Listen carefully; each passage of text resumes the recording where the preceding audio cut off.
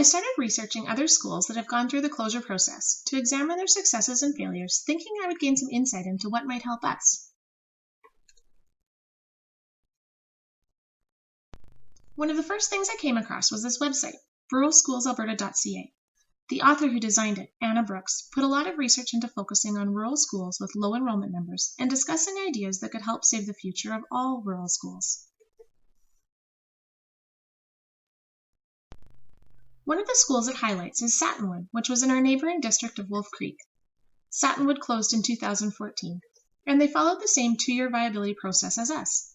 When you read and listen to the testimonials given by parents, teachers, and board officials, it's alarming how similar it is. The parents of Satinwood talk about the last few months before the decision was made, where they felt like they were gaining momentum, but it was too little too late. And when I reflect on the viability process that has happened here and the closure process that we're 3/4 of the way through, it's shocking how bang on that is. One parent states, "The process is a long, drawn-out process, and we wish it would have gone straight to what we did a month ago, because that's where you get the meat of it in. As parents and volunteers, we don't do this 24/7, and we don't understand the process. It takes a lot of time before we do, and it was too late for us." One thing stands out in particular, the fact that something seems to be flawed with the process itself. Although the viability procedure is 2 years long, it lacks community involvement, project plan, and direction. Our 2-year process had meetings throughout where a lot of questions were discussed and answered. However, I don't recall ever seeing a detailed plan about what the school board was actively doing to help increase enrollment numbers. Something detailing extensive advertising, canvassing local population, doing a thorough demographic study, etc. And the community involvement didn't come in until these past few months when the committee was formed. An important question: why isn't the committee formed in the first few months of the viability process, which started 29 months ago? Wouldn't that make more sense? When I look back at the 2-year viability study, it surprises me how casual and laid back it was.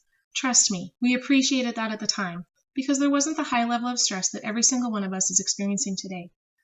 But when you fast forward to today, 3 months after the committee was formed, the awareness, advertising, and momentum that has taken place is incredible. But still sometimes feels like too little too late. There's something wrong with this picture. What can we learn from other schools who have been down this same path?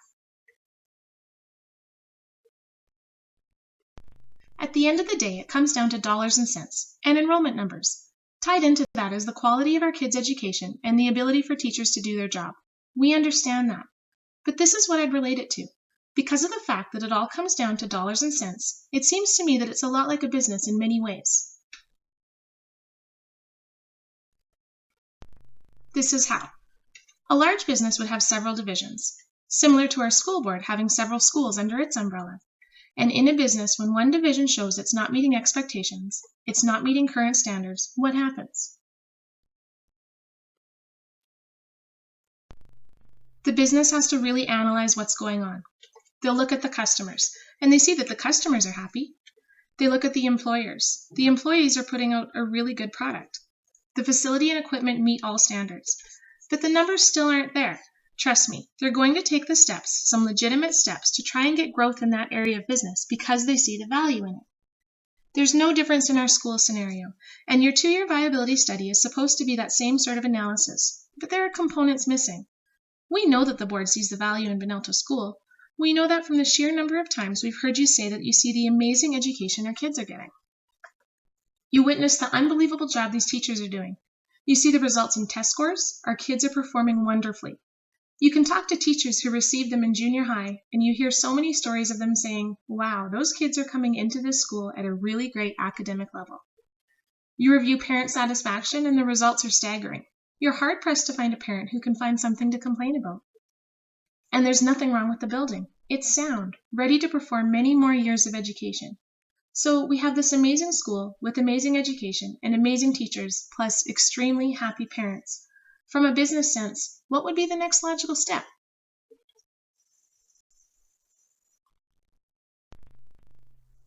The next step for the school board would be to try and increase enrollment numbers.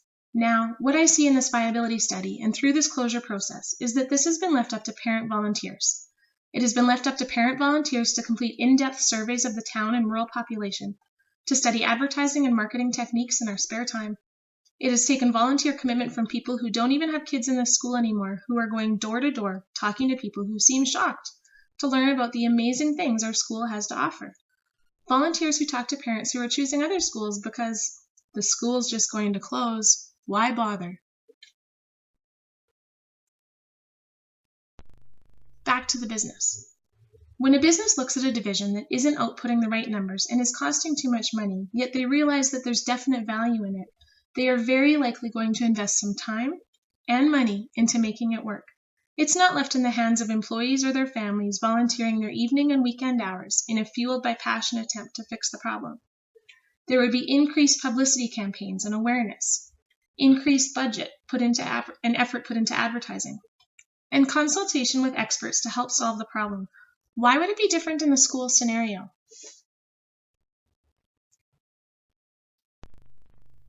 Yet we know that over the last decade, Benalto School has had challenges with keeping enrollment numbers up to generic school division standards.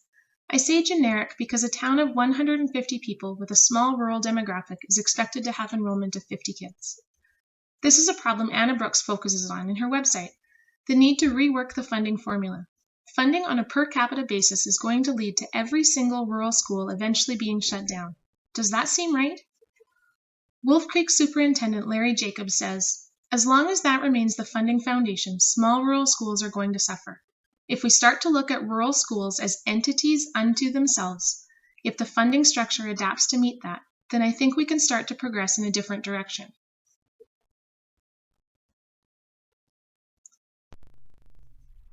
During the same time frame that Benalto has had enrollment challenges, our neighboring town has had a challenge with capacity. It would seem an illogical step that during that time an effort should have been made to recruit students to Benalto School. But wait a second. This is the argument that we've been given. Parents don't want to pull their kids from the school they're at to attend a different one.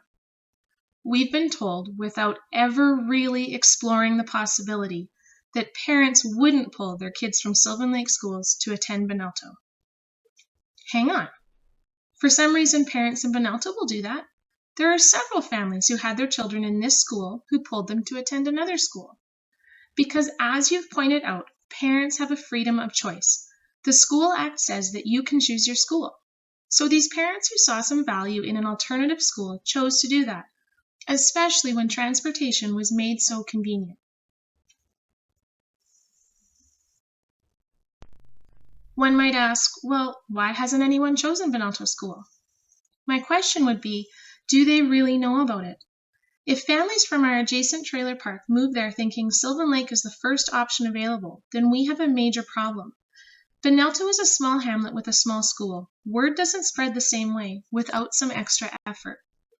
When the school board has this school that's an extremely viable and wonderful option for so many families, why hasn't the school board promoted it?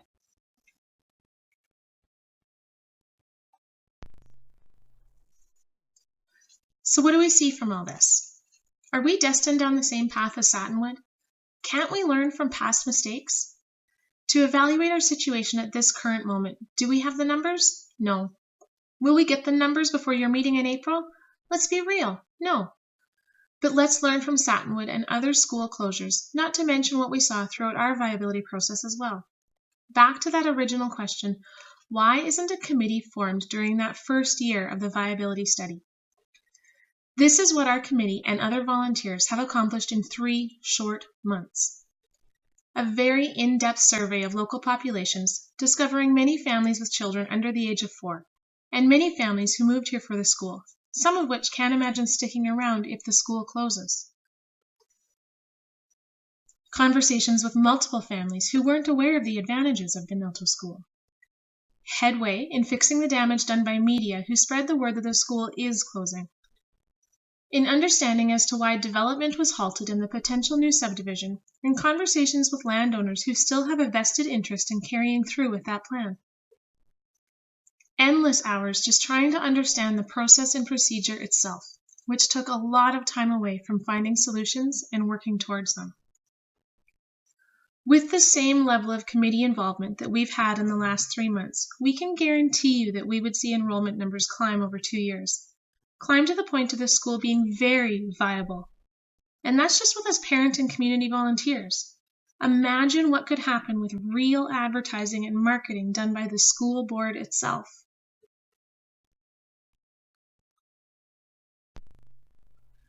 We can see major flaws in the viability process if it's 2 years of not accomplishing much, followed by 3 months of gaining momentum once the closure process starts. The bottom line is it too little too late for us?